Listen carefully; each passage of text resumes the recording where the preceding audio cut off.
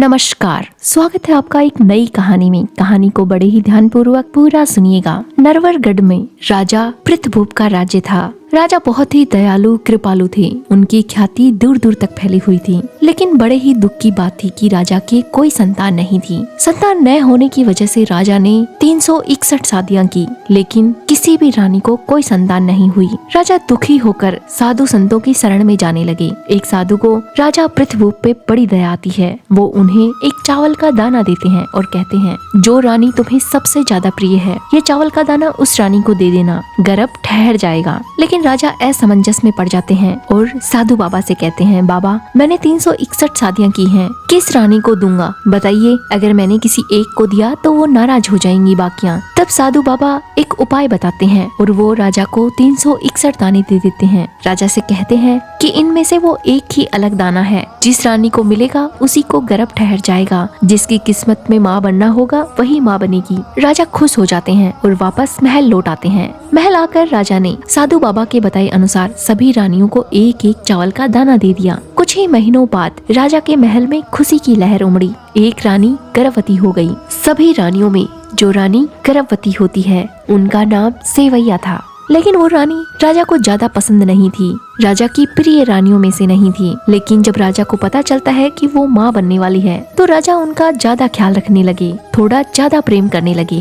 राजा की जो प्रिय रानियां थी उनको राजा का ये व्यवहार अच्छा नहीं लग रहा था। वो उनसे कटी कटी रहने लगी, लेकिन वो कुछ कर भी नहीं सकती थी। एक दिन उन्होंने राजा के पास जाकर कहा, महाराज बहुत अच्छी बात है, हमारे महल में नया मेहमान आने वाला है, लेकिन हमें उनके बारे में ज्योतिष से पूछ लेना चाहिए कि उसका जीवन कैसा होगा, उसका भविष्य कैसा होगा। ये सब हमें पहले से पता होगा तो ज्यादा अच्छा होगा। राजा भी रानियों की बातों में आ जाते हैं और अपने नगर के सबसे प्रतिष्ठित पंडित को बुलाते हैं। राजा की प्रिय रानियां उस रानी से पहले ही जल भून रही थी। उन्हें पता था कि जिस दिन ये बच्चा हो जाएगा राजा उनकी तरफ देखेगा भी नहीं और वो ही रानी माँ बनेंगी। बच्चा भी अपनी माँ से ही ज्यादा प्यार करेगा, हमें कोई नहीं पूछेगा, हमारा कद घट जाएगा। इसलिए वो उस प्रसिद्ध पंडित के पास पहुँच जाती हैं और उसे लालच देती हैं कि वो कुछ ऐसा उपाय करे जिससे राजा इस रानी को ही नगर से निकाल दे। ना रहेगा बांस, ना बजेगी बांसुरी। रानी ही नहीं रहेगी तो बच्चा कैसा होगा, और बच्चा ही नहीं रहेगा तो राजा प्रेम किससे करेगा, हमसे ही। पंडित भी रानियों की बातों में आ जाता है।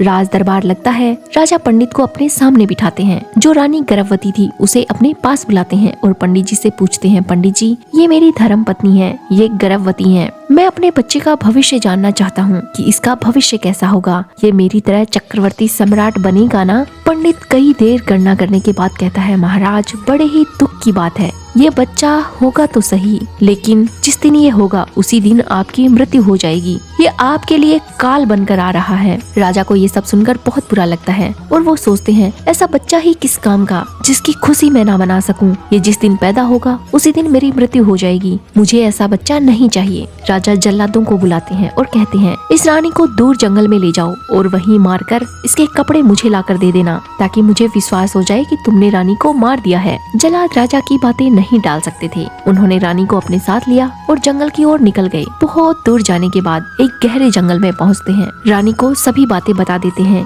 कि राजा ने हमें तुम्हें मारने के लिए भेजा है। रानी कहती है, ठीक है, जो तुम्हारे राजा का आदेश है वही मानिए। लेकिन जल्लादों को रानी पर दया आ जाती है। वो आपस में बात करते हैं और कहते हैं, ये रानी दिल की बहुत अच्छी है, इन्होंने हमें कभी नहीं सताया, हमेशा हमें एक बेटे की नजर से देखा है, हमेशा हम पर ममता बरसाई है, तो कोई भी बेटा अपनी माँ को कैसे मार सकता है। वो कहते हैं, देवी आप अपने वस्त्र हमें दे दीजिए, हम तुम्हें मारना नहीं चाहते, हम राजा से जाकर कह देंगे कि हमने रानी का वध कर दिया है। रानी गहरे पेड़ों की ओट में जाती है और अपने वस्त्र निकालकर उन जल्लादों को दे देती है। जल्लाद रास्ते में एक हिरनी के बच्चे को मारते हैं और रानी के कपड़ों को खून से लाल कर लेते हैं। खून से लथपथ कपड़े जल्लाद राजा को लाकर दे देते हैं और कहते हैं, राजन हमने रानी का वध कर दिया है, अब वो बच्चा भी पैदा नहीं होगा और आपकी मृत्यु भी नहीं होगी। राजा बहुत खुश होते हैं, लेकिन उनके मन में बस एक ही दुख रह जाता है कि वो बाप नहीं बन पाए, उनके यहाँ कोई संतान नहीं हुई। और वो प्रिय रानियां बहुत खुश होती हैं। राजा उन्हें अब और भी मान देने लगे थे। उधर गर्भवती रानी जंगल में रहकर अपने दिन काटने लगी। पेड़ों से फल फूल तोड़ लेती, उन्हें खाकर अपना गुजारा करती। जंगली जानवरों से बचने के लिए वो आग जलाकर रखती। हमेशा भगवान के भजन करती और भगवान के ही ध्यान में लीन रहती। भगवान भी अपने भक्त का थोड़ा ज्यादा ध्यान रखने लगे। आखिर वो दिन आ ही जाता है जिस दिन रानी बच्चे को जन्म देने वाली थी। उन्हें प्रसव पीड़ा शुरू हो जाती है। उनकी चीखों की आवाज पूरे जंगल में गूंज रही थी। पक्षी उड़ने लग जाते हैं। जहाँ पर रानी दर्द में करा रही थी वहीं वो झुंड बनाकर उड़ने लगते हैं। रानी की ये करुणा भरी पुकार भगवान तक भी पहुँच जाती है। भगवान नारद मुनि जी से पूछते हैं कि ये कौन भक्त है जो इतने दर्द में है और हमें पुकार रहा है। नारद मुनि जी बताते हैं कि जंगल में एक रानी है नरवरगढ़ की, जो बहुत ही दुविधा में है। प्रसव पीड़ा शुरू हो चुकी है। कष्ट की वजह से वो आपको ही याद कर रही है। भगवान नारद मुनि जी को दाई का वेश बनाकर रानी सेवैया की मदद करने के लिए भेजते हैं। नारद मुनि जी दाई का वेश धारण करते हैं और रानी सेवैया के पास पहुंच जाते हैं। वो रानी की मदद करते हैं और रानी एक बहुत ही सुंदर बालक को जन्म देती है।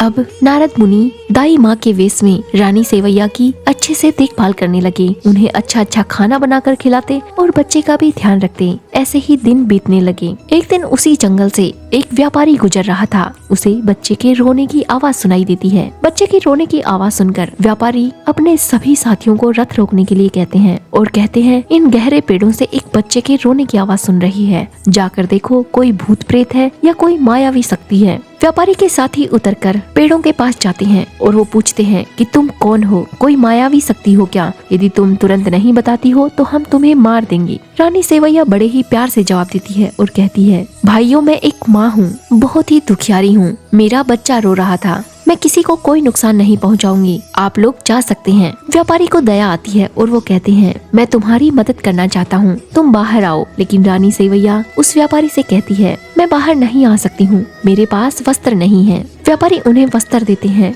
वस्त्र पाकर रानी सेवैया बाहर आती है। जैसे ही व्यापारी रानी सेवैया और उनके बच्चे को देखते हैं, बहुत ही तेजस्वी बच्चा जिसके ललाट से साफ झलक रहा था कि एक दिन ये चक्रवर्ती सम्राट बनेगा। व्यापारी कहता है ठीक है, मैं तुम्हें अपनी धर्म की बहन बनाकर साथ ले जाना चाहता हूँ। मैं तुम्हारी देखभाल करूँगा और तुम्हारे बच्चे की भी। रानी सेवैया व्यापारी पर विश्वास करती है और उनके साथ चली जाती है। व्यापारी रानी सेवैया को अपने घर ले आता है। रानी सेवैया ने अपने बच्चे का नाम नल रखा था। इधर व्यापारी के भी एक रानी सेवैया के बेटे जितनी ही उम्र का बच्चा था जिसका नाम दामोदर था। नल और दामोदर दोनों हम उम्र थे। एक साथ खेलकर साथ साथ बड़े होने लगे। व्यापारी ने उन दोनों को गुरुकुल भेज दिया। दोनों गुरु से शिक्षा लेने लगे। लेकिन नल बहुत होशियार था। गुरुजी की हर बात जल्दी ही ग्रहण कर लेता और उस पर अमल भी करता। इधर दामोदर पढ़ने में बहुत आलसी था। ना तो वो अच्छे से पढ़ता था, ना ही वो गुरुजी की कोई बात मानता था। गुरुजी हमेशा नल की तारीफ किया करते थे। ये बात दामोदर को पसंद नहीं आती थी। एक दिन दामोदर सोचता है क्यों ना मैं इस नल का काम ही तमाम कर दूं। अगर ये नल ही नहीं रहेगा तो मुझे इसकी तारीफ भी नहीं सुननी पड़ेगी और मुझ पर कोई गुस्सा भी नहीं करेगा। गुरुजी का गुरुकुल जंगल में था। जंगल से होकर एक दिन वो दोनों जा रहे थे। दामोदर ने पहले से सोच रखा था कि वो नल का काम तमाम कर देगा। वो नल को पेड़ से बांध देता है और सोचता है कोई ना कोई जंगली जानवर इसे जरूर खा लेगा और इसकी मृत्यु हो जाएगी। मुझे कुछ भी करने की जरूरत नहीं है। इधर नल भगवान को याद करने लगता है। उसने सोच लिया था कि आज वो बिल्कुल नहीं बचने वाला है। आसपास ही उसे शेर की दहाड़ सुनाई देती है। शेर की दहाड़ सुनकर वो आंखें बंद करके भगवान को याद करता है। भगवान नारद मुनि जी से कहते हैं कि कोई भक्त संकट में है, आप जाइए और उसकी मदद कीजिए। नारद मुनि जी आते हैं और बालक को खोल देते हैं। उधर दामोदर घर पहुंचता है तो नल की माँ पूछती है कि आज नल नहीं आया। दामोदर मना कर देता है कि वो मेरे साथ नहीं आया, उसने नए दोस्त बना लिए हैं। अब वो मेरे साथ रहना ही नहीं चाहता। अब वो मेरे साथ खेलता भी नहीं है। मैं तो अकेला ही रहता हूँ।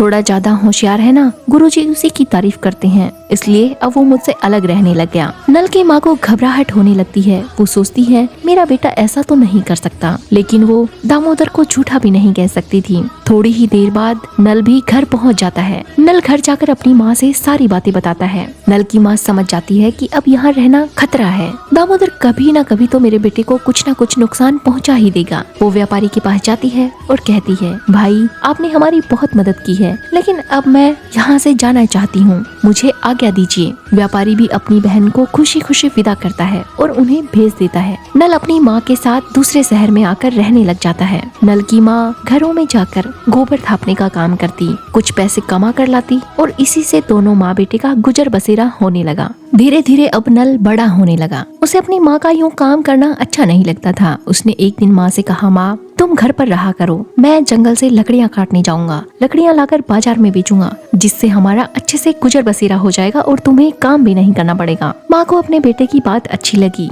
धीरे धीरे रानी सेवैया ने नल को अपनी पूरी कहानी बताई कि कैसे राजा ने उनसे विवाह किया, कैसे सभी रानियों ने षड्यंत्र रच के उन्हें महल से बाहर निकलवा दिया, कैसे उन जल्लादों ने रानी को जिंदा छोड़ा, कैसे नल का जन्म हुआ। सब कहानी नल को बता दी। नल अपने जीवन के बारे में और अपनी माँ के बारे में सब कुछ जानता था। दोनों माँ बेटे में बहुत प्यार था, दोनों प्यार से रहते। एक दिन नल जंगल से लकड़ियाँ काटने जाता है। सूखी लकड़ी न मिलने के कारण नल भटकते भटकते जंगल के बीच पहुंच जाता है। वहाँ जाकर उसे एक कुआं दिखाई देता है। कुएं के पास ही उसे एक सुंदर सी लड़की दिखाई देती है, जिसके सुनहरे बाल, रेशमी वस्त्र जो दूर से ही नल को आकर्षित कर रहे थे। उस लड़की का नाम मोहिनी था। मोहिनी अपने नाम की तरह ही बहुत खूबसूरत थी।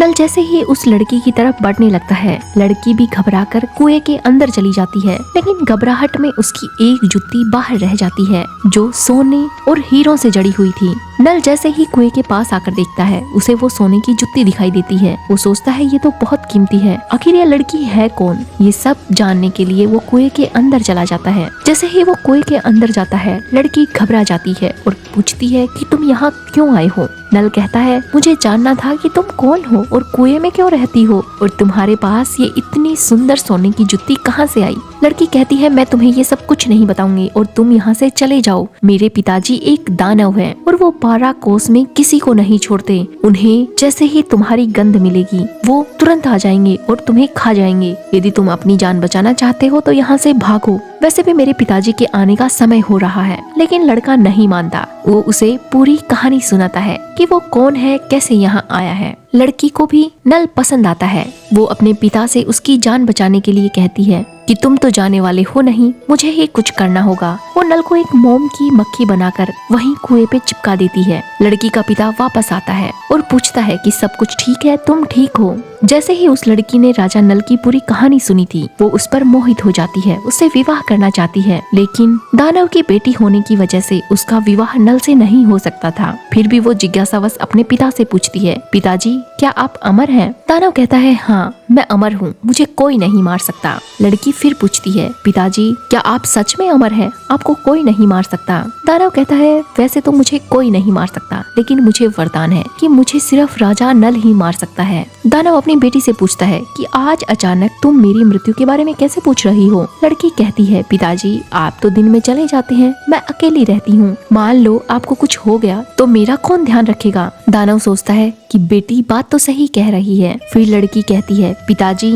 यदि मैं आपको राजा नल से ही मिलवा दूं तो कैसा रहेगा? दानव कहता है फिर तो अच्छा होगा। यदि मैं उससे मिल लूंगा तो मुझे भी पता चल जाएगा कि आखिर वो राजा नल है कैसा। उसे किसी ने नहीं देखा है और कोई उसके बारे में कुछ नहीं जानता है। लड़की राजा नल को मक्खी से तुरंत असली रूप में ले आती है। जैसे ही दानव राजा नल को देखता है, उन्हें वो बहुत पसंद आते हैं और वो कहते हैं कि मैं अपनी बेटी का विवाह तुमसे करना चाहता हूँ। राजा नल भी दानव की बात मान लेता है और उससे विवाह कर लेता है। विवाह होने के बाद दानव की बेटी कहती है कि पिताजी अब हम यहाँ नहीं रह सकते, मैं नल के साथ उसकी माँ के पास रहना चाहती हूँ। दानव भी खुशी खुशी अपनी बेटी को विदा करता है। जब वो अपनी बेटी को विदा करता है तो विदाई में नल को 2 फूल देता है, जिनमें एक फूल की वजह से वो जब चाहे वृद्ध बन सकता है और दूसरे फूल से जब चाहे एक जवान लड़का बन सकता है। दोनों जादुई फूल थे। नल अपनी पत्नी को विदा करवा के घर ले आता है। रानी सेवैया को भी अपनी बहू बहुत पसंद आती है। वो बड़े ही अच्छे से अपनी बहू का स्वागत करती है। दोनों सास बहू बड़े प्यार से रहने लगी। रानी सेवैया अपनी बहू को सारी बातें बताती है और पूरी कहानी सुना देती है।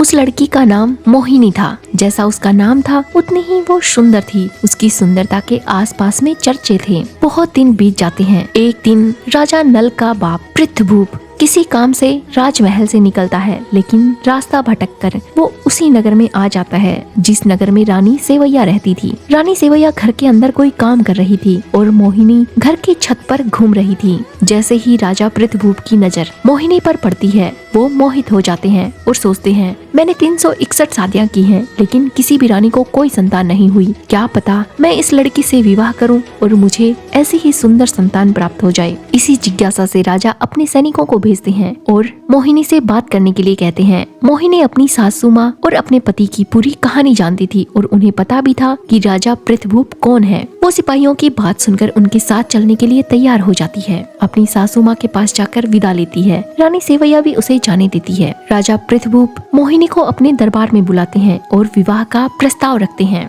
मोहिनी भी बड़ी चतुराई से कहती है, राजन, मैं आपसे विवाह तो करूंगी, लेकिन मेरी एक शर्त है। मुझे राजा नल की पूरी कहानी सुननी है। यदि आप मुझे राजा नल की पूरी कहानी सुनवा देते हैं तो मैं खुशी खुशी विवाह कर लूंगी। अब पूरे नगर में ढिंडोरा पिटवाया गया कि राजा नल की जो भी कहानी सुनाएगा उसे राजा 100 सोने की मोहरें देंगे। लेकिन राजा नल को तो कोई जानता ही नहीं था। 2-3 दिन बीत जाते हैं, लेकिन कोई भी राजा नल की कहानी सुनाने के लिए नहीं आता है। जब ये बात नल को खुद पता चलती है तो वो उन जादुई फूलों से एक वृद्ध का वेश धारण करते हैं और राजा के दरबार में पहुंचते हैं। राजा उस वृद्ध व्यक्ति का अच्छे से स्वागत करते हैं, सिंहासन पर बिठाते हैं और कहते हैं, बाबा, मुझे राजा नल की पूरी कहानी सुननी है। ये देवी मुझसे तभी विवाह करेंगी जब राजा नल की पूरी कहानी सुन लेंगी। वृद्ध व्यक्ति राजा नल की पूरी कहानी सुनाने लगते हैं। थोड़ी सी कहानी सुनाते हैं, फिर कहते हैं, ठीक है, आज इतना ही सुनने को मिलेगा। महल से बाहर आते हैं, फिर से जादुई फूल सूंघ लेते हैं और एक जवान लड़के का रूप धारण कर लेते हैं। ऐसे करते करते 4-5 दिन बीत जाते हैं। राजा को भी इस कहानी में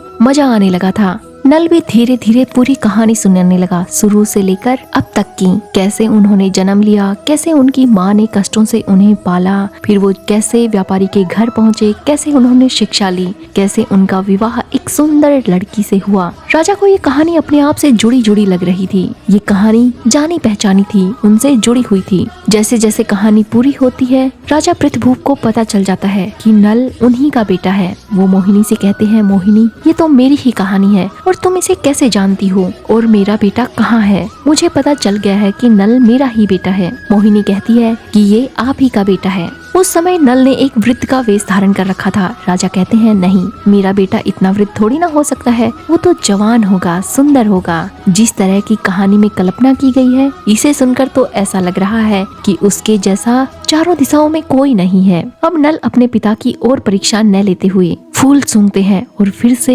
एक नौजवान लड़की का रूप धारण कर लेते हैं और अपने असली रूप में आ जाते हैं। राजा नल उसे देखकर बहुत खुश होते हैं। मोहिनी को और अपने बेटे को गले लगा लेते हैं। वो मोहिनी को कहते हैं कि तुम तो मेरी बेटी हो, मुझसे बहुत बड़ा पाप हुआ है, मैं तुमसे विवाह करने चला था। लेकिन मोहिनी भी उन्हें माफ कर देती है और कहती है, ये सब आपसे अज्ञानतावश हुआ है। अब राजा को अपनी पत्नी सेवैया से मिलना था। राजा कहते हैं, मुझे तुरंत तुम्हारी माँ से मिलवाओ, मुझे माफी मांगनी है, मुझे बहुत बड़ी भूल हुई है। नल और मोहिनी उन्हें अपनी माँ से मिलवाते हैं। राजा पृथ्वीभूप रानी सेवैया के पैरों में गिरकर माफी मांगते हैं। उन्हें अपनी भूल का पछतावा हो रहा था। रानी सेवैया भी अपने पति को माफ कर देती है। इधर राजा उस पंडित जी और अपनी सभी रानियों को बुलाते हैं जिन्होंने रानी को इस वनवास की सजा दी थी। पंडित को देश निकाला दे देते हैं और सभी रानियों को महल के ऊपर काग उड़ाने की सजा देते हैं। वो जिंदगी भर महल के ऊपर कौवे उड़ाती रही और इधर रानी सेवैया